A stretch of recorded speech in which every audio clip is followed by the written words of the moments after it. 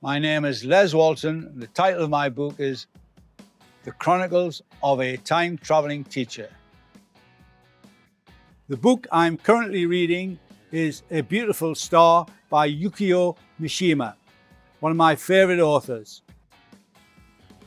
I've just started it. The book I love, my favorite book, is The Sailor Who Fell from Grace from the Sea. So one of my favorite books by Mishima. To be perfectly frank, I read very little every day. I spend most of my time actually in meetings, talking, listening, and writing.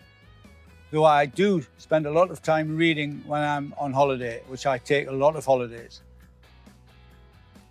The one book I would always recommend is Dune by Frank Herbert.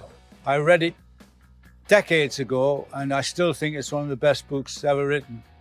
There are better books, technically, I would imagine. For example, I do love Dostoevsky's Crime and Punishment, but the book I always feel has had such an influence has been Dune. Or I prefer physical books every time. E-books are useful, and sometimes I do read them, but generally I like a solid book in my hand. I always like more than 500 pages.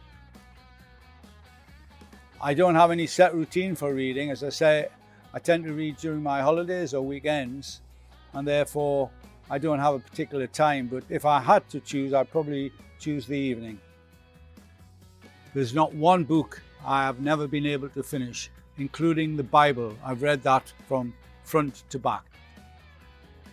There's so many books I want to read. At the moment, I'm looking forward to reading the life story of Jerry Lee Lewis, the rock singer. I still love rock and roll. I still love piano playing and rock and roll, and I'm really looking forward to reading that. If the world stopped reading, the world would stop. To me, reading is so important for the maintenance of our values, our beliefs, our understanding of our past and the thoughts about our future. I have read some really interesting books, which I won't go into now, about worlds where books have disappeared. They've always been dystopian novels.